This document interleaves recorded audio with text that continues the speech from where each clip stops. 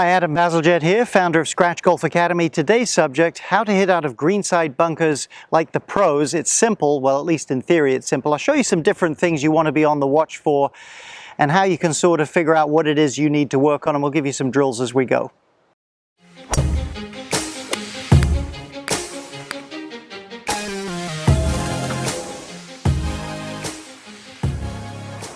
If you're new to Scratch Golf Academy, maybe you've watched our videos before but you've never subscribed here at YouTube, would really appreciate it if you do that. Helps us build some momentum here at the channel. Also hit the little red button there, then you'll get notified every time a new video is coming your way.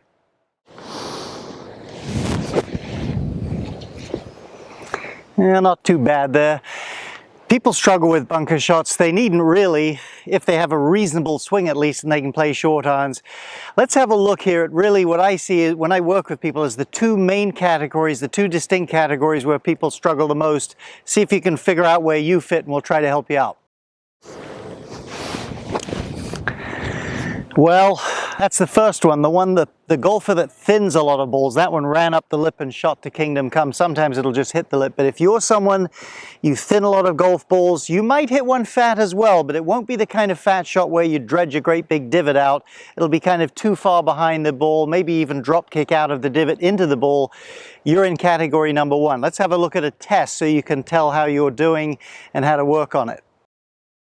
So here's what I want you to do. Before you hit your shot in the practice bunker, draw a line directly perpendicular to where you're hitting, then hit a bunker shot.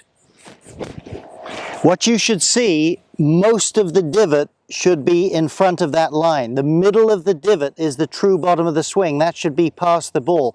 Now, frankly, I actually hit a little more behind that than I wanted to.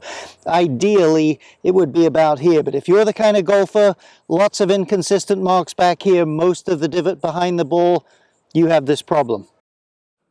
Former US Open champion Webb Simpson, let's see how he does it. Plenty of lag coming in.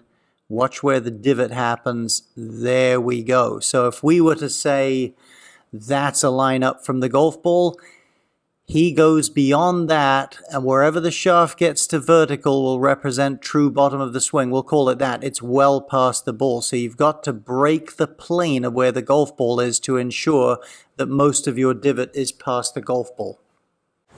So if this is you, you've no doubt heard about skipping the rock or sliding the bottom of the club under the lead edge. Don't take that advice if you're having this problem. You can get back to that once you gain some skill in this area. If this is you, you want to be feeling that you can get the handle of the golf club past the ball. So draw the line here, get the handle past the ball, and start hitting some sand way over here to the left. Try to feel it radically different so you start to get a sense of it. You don't have to chop and dig a deep hole. You don't have to use the front edge. You can still open the face a little bit and use some of the bounce, but get the habit of getting the handle past the ball, starting to hit the sand more over here and build back from there. Let's try one.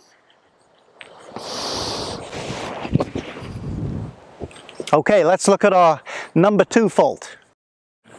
Okay, the other type that I see a lot is what I would call the digger. You'll see things like this. Big deep divots. You'll have inconsistent divots as well because your subconscious is going to make compensations. Not going to let you do that every time, so you'll have deep divots, then no divot. There's a real problem there that you just can't be a good bunker player if you do that. Let's have a look at a pro for a moment. I'll show you what the secret to this is. We'll flesh that out and I'll give you a really fun little drill for it. So there's Rory McIlroy. Looks like he's in a practice bunker. He's got the club face wide open there, which again will really help you spin the ball, but it is high risk. So if you're not pretty confident and skilled, you may not want to open it that much. Let's watch here. What's the key to these shallow divots? To me, it's the swing plane.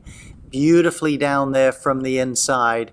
And when you do that, the club tends to get nearer the sand sooner and kind of run along the surface of the sand a little bit more. Certainly he's hitting down on it, but you will not hit down excessively coming from here the same way you would if your downswing was steep and right down at the sand.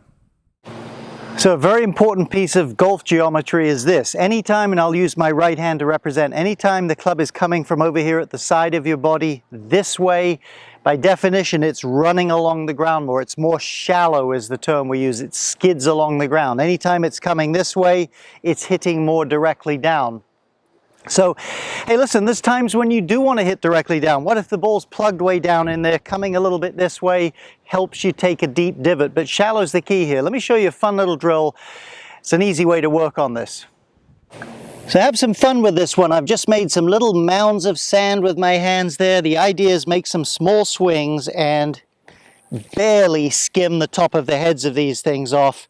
You'll get the feel. Then even put a ball on top of one of them. Take a little shot. You'll have the feel in no time. If you've watched my videos before, you've heard me say this.